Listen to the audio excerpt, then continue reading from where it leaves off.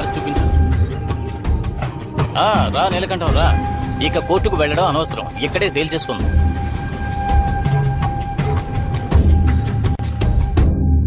నువ్వు లాయరుగా కోర్టులో తేల్చుకోవచ్చు కదా. కోర్టుకు వెళ్లే ముందు ఊరు పంచాయతీలో మాట్లాడి సెటిల్ చేసుకునే దారి ఉంది కదా. అంతేకాదు ఇలాంటి కేసులు అంత తొందరగా తేలవు. తీర్పు రావడానికి 10-15 ఏళ్లు పడుతుంది. మన ఊరు పంచాయతీలో 8 ఊళ్ళ పోదాల ముందు రాయించుకుంటే వాడు కోర్టుకు వెళ్ళలేడు కదా. అవును, ఆ ఉయ్యూరు పంచాయతీలో ఎద్దును పంపి గొడవ చేసింది మీరే కదా. అవునన్నా. మీకు మా ఊళ్ళో పంచాయతీ పెట్టం. కావాలంటే మీరు కొండపల్లికి వెళ్ళండి, వాళ్లే మీకు కరెక్ట్. కొండపల్లి వాళ్ళు ఎవరో మనకు తెలియదన్నా. అక్కడికి వెళ్తే ఎలా ఉంటుందో తెలియదు. మీరే ముందుండి పంచాయతీ. లేదయ్యా, పంచాయతీ పెట్టడం కుదరదు. ఎందుకు కుదరదు అంటున్నావు? ఉయ్యూరులో ఎద్దును పంపినట్టు ఇక్కడ పుల్లు పంపిస్తారా? మన ఊళ్ళో ఎవడు ఏం చేయలేడు, చెయ్యనేమో కూడా. చూడు బాబు, ఊళ్ళో కొలుపులు జరుగుతున్నాయి. 3వ రోజు జాతర అయిపోగానే మీ పంచాయతీ పెట్టుకుందాం, వెళ్ళండి. ఏమయ్యా, పంచాయతీలో గెలిచిన వాళ్ళు వీరభద్రుడికి ఏం చేస్తారు? ఏం చేయాలో చెప్పండి అయ్యా, బాగా చేసేద్దాం. మంచిది, వెళ్ళండి. ఆ ఏకాంబరానికి ఫోన్ చేయరా. అటు తిరిగి ఇటు తిరిగి పంచాయతీకి మనూరికే వచ్చారా? రేయ్ అన్నా, పంచాయతీ మనూర్లోనే పెడుతున్నారు, మనమే గెలుస్తాం. అలా ఏం జరగదు మావయ్య. 8 ఊళ్ళ పూజారులు సత్యానికి కట్టుబడతారు. ఎప్పుడు న్యాయం ధర్మం వైపే నిలబడతారు. మనమే గెలుస్తాం. సరేనా, వెళ్ళొస్తానండి.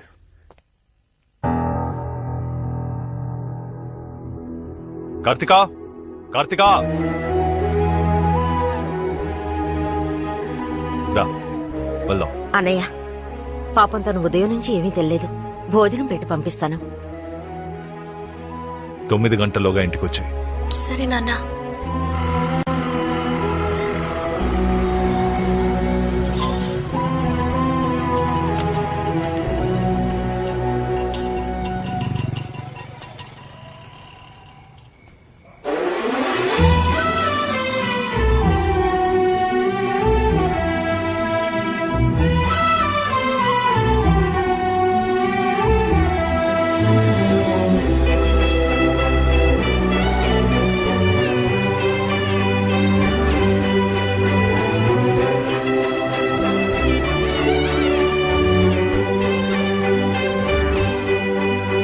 కార్తికా, నాన్న, నేను నడుము మీద చేయేశాను, భుజం మీద చేయబోతుంటే అడ్డుకుంటున్నాడు.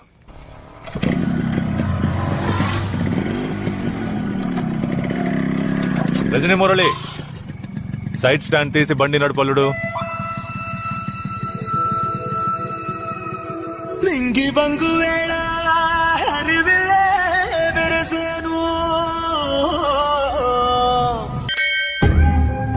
రాజశేఖరం గారు ప్రమాణం చేయండి.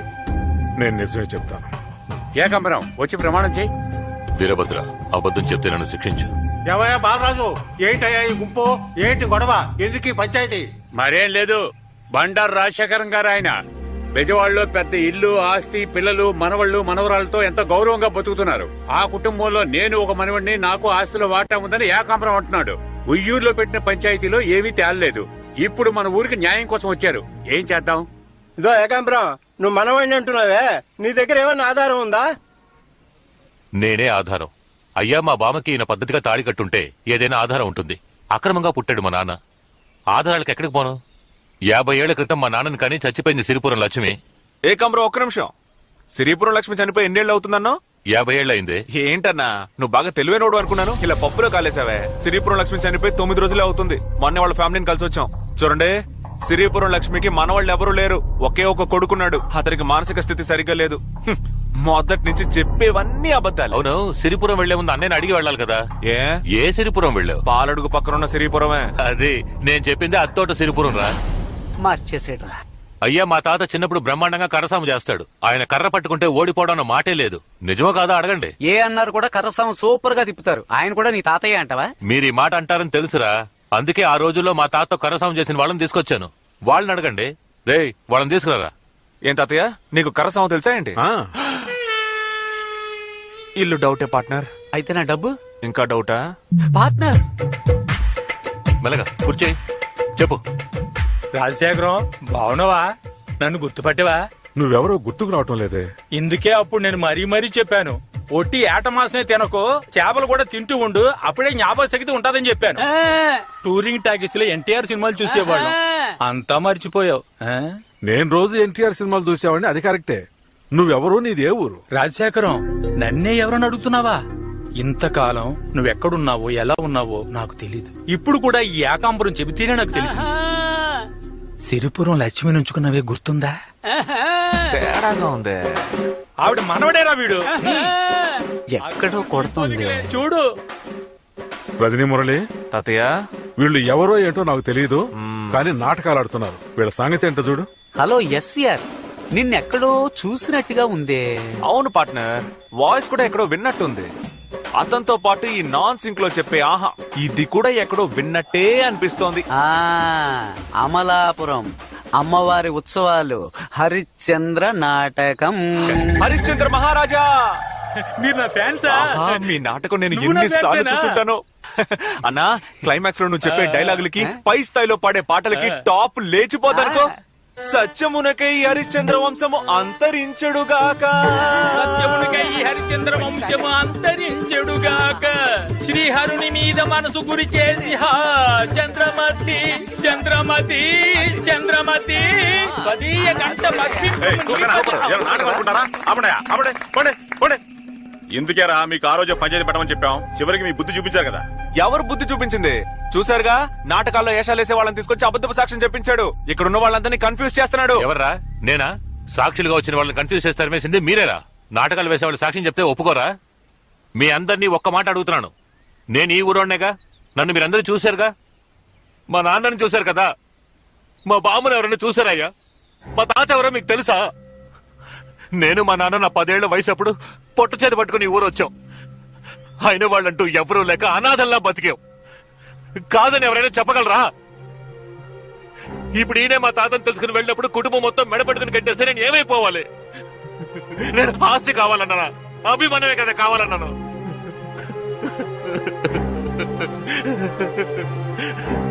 ఇప్పుడు మీరందరూ ఏం చెప్పినా కట్టుబడతాను.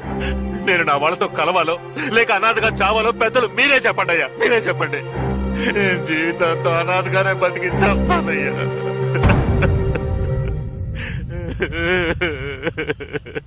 ఏమిటయ్యా, ఒక మగాడు ఏడుస్తున్నాడు, అందరూ అలా తమాషా చూస్తున్నారు. ఏం చేయాలో ఆలోచించండి, విచారణ చేయండి. నాకింకో మనవడు ఉన్నాడు.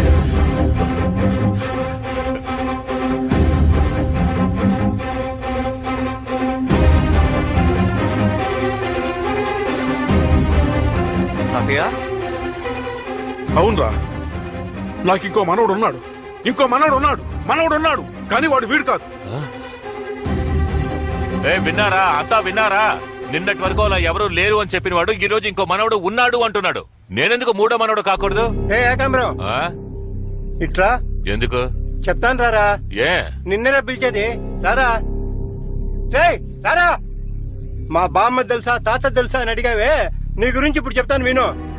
నువ్వెవరో, నీ బాబెవరో అంతా తెలిసే ఇక్కడ కూర్చున్నాం. మీ నాన్న 20 ఏళ్లు మా తోటలో పనిచేశాడు. డబ్బు కోసం ఎవరిని చేయి చాచి అడిగేవాడు కాదు. నువ్వు చెప్పిన దానిలో ఒక నిజం ఉందిరా. నువ్వు ఉంపుడు కత్తి మనవడివే కాదన్ను. మీ బామ్మను ఉంచుకున్నవాడు వెంకటగిరిలో ఉన్నాడు. నీ దాయాదులు ఒకరో ఇద్దరు కాదు, 5గురు. అక్కడికెళ్ళి మాట్లాడుకో. పోరా పోరా.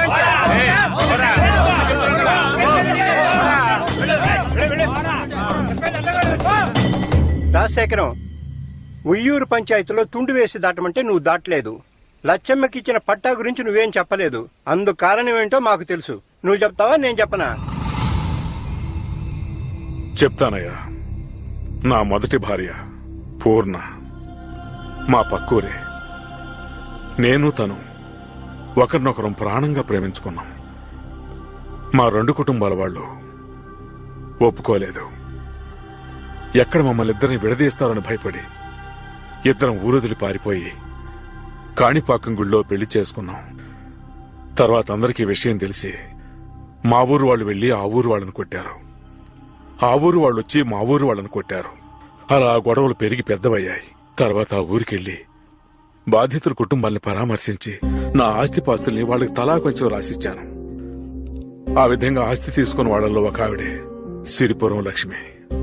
తర్వాత నేను రహస్యంగా పూర్ణం చూడటానికి వెళ్ళాను. నన్ను గట్టిగా పట్టుకుని ఏడ్చింది. నాకో మాట ఇవ్వండి అంది. ఏమిటే, ఏం కావాలి అని అడిగాను. మీ పెద్దవాడు చూసిన పిల్లని మీరు పెళ్లి చేసుకోవాలి అంది. నా గుండె ఆగిపోయింది. ఏముంటున్నావా అన్నాను. అవునండి, మీరు వాళ్ళ మాట కాదని వాళ్ళు చెప్పిన పిల్లని పెళ్లి చేసుకుని వాళ్ళు కోరుకున్నట్టు సంతోషంగా ఉండలేదంటే నా కుటుంబాన్ని అంతం చేస్తారు. కానీ నేను చావుకు భయపడటం లేదండి. మీతో సంతోషంగా జీవించాను. 7 జన్మల తృప్తి నాకు లభించింది. కానీ మీ బిడ్డ నా కడుపులో పెరుగుతున్నాడండి. వాడు క్షేమంగా భూమి మీద పడేంత వరకు నేను జీవించి ఉండాలి కదా. అందుకోసమైనా ఆ పిల్లని పెళ్లి చేసుకోక తప్పదని నా దగ్గర మాట తీసుకుంది. ఆ పూర్ణ వల్ల కలిగిన వాడే ఆ మనవడు. ఈ బాధంతా నా మనసులో ఉండటం వల్లే నేను గొడవలకు వెళ్ళొద్దు అని అడ్డుకునేవాణ్ణి. ఏయ్, ఊరికే గొడవ చేయకుండా వాళ్ళకి నాకు సంబంధం లేదని సంతకం పెట్టరా. నేనెందుకు పెడతాను? ఇంకో మనోడు ఉన్నాడని చెప్పాడు కదా, ఆడిని రమ్మనంటే నేను చూడాలి. ఏయ్, ఆ? నేను చెప్తే నువ్వు కాదంటావా? ఆయనకి మనవడు ఉన్నాడో లేదో అది వాళ్ళ విషయం. నువ్వు మనవడివి కాదు. సంతకం పెట్టరా. రేయ్, ఏంటా చూపు? ఇంకోసారి ఇలాంటి పిచ్చి పనులు చేసావో ఊరి నుంచే వెలివేస్తాం. సంతకం పెట్టి పోరా. నేను పెట్టను, పొండయ్య.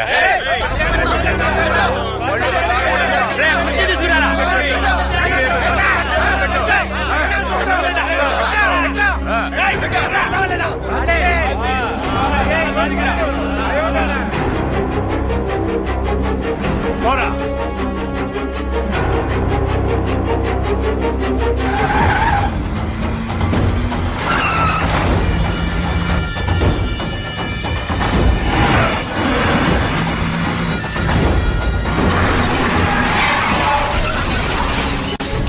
మొత్తం కుటుంబాన్ని లేపేస్తావుగా.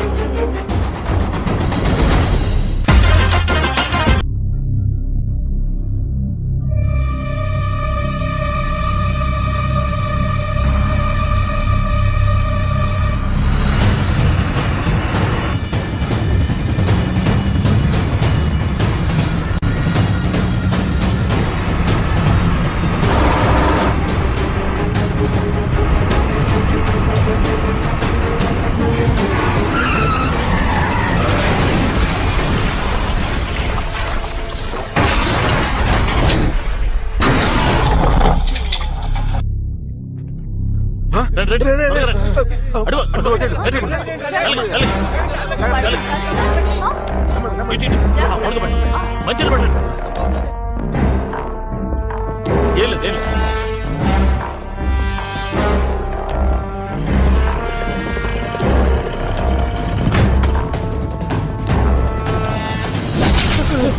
కుటుంబం మొత్తాన్ని లేపేమన్నాను కదరా.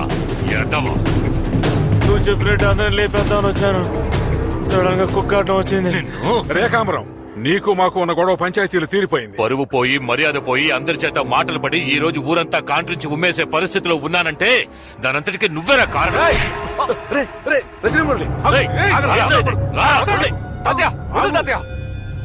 వద్దురా, పారిపో. ఏంటి పారిపోవాలా? మీ అందరినీ నా చేతులతో నరికి ఈ ఏటి మట్టి కింద పూజ చేసిన తర్వాతే వెళతాను రా. రేయ్ వద్దురా. ఏం చేస్తావయ్యా?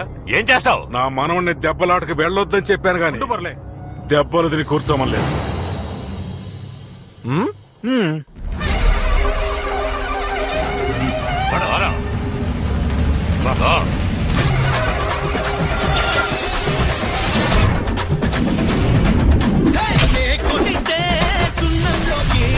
ఎముకలు దొరకవురా. చెయ్యి పడితే అన్నం తినను, చేతులు మిగలవురా.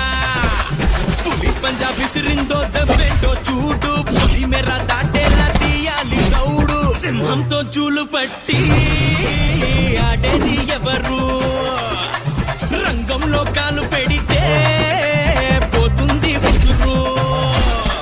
నే కొడితే సున్నంలోకి ఎముకలు దొరకవురా. చెయ్యి పడితే అన్నం తినను, చేతులు మిగలవురా.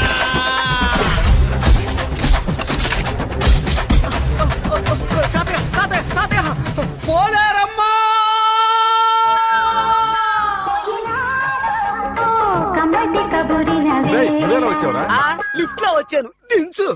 తాతయ్య, ఎముకల్ని నవలడం లేదా విరవడం నీకు ఇంకేమీ తెలీదా? నే కొడితే సున్నంలోకి ఎముకలు దొరకవురా. చెయ్యి పడితే అన్నం పంజా విసిరిందో దెబ్బేంటో చూడు పొలిమేర దాటేలా తీయాలి దౌడు సింహంతో జూలు కట్టి ఆడేది ఎవరు రంగంలో కాలు పెడితే పోతుంది ఉసురు రే ఇంకా చాలు ఆపరా. ఏయ్ కొట్టడం తెలియక కాదు, కొట్టకూడదనే ఊరుకున్నాం. మా ఒంట్లో ఉన్న ఒక్కొక్క చుక్క రక్త బొట్లోనూ ఇంకా పౌరుషం అలాగే ఉందిరా. దాన్ని రెచ్చగొట్టకు. నువ్విచ్చిన ₹1,00,000 వసూలు చేసుకోవడానికే కదరా ఈ అడ్డమైన నాటకాలు ఆడావు. శశాంక్ ఇట్రా, అందులో నుంచి ₹1,00,000 తీసు. ఇదిగో తీసుకోరా. తాత ఏయ్, తిన్న చాలేదా? సార్ అది నేనే రోజు చేజాతి తీసుకున్నానని రే అన్నా తీసుకోరా. సరేనా.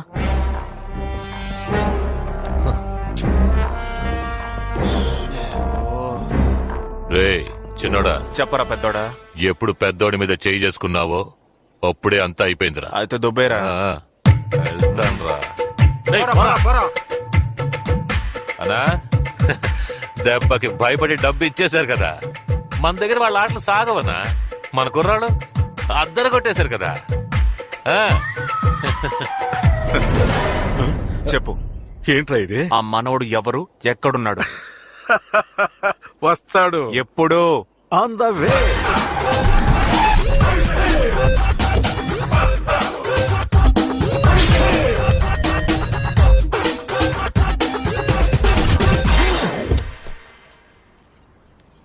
బిల్డప్ ఉంటేనే గురువు గారు దిగొస్తారట, ఇది చదవండి.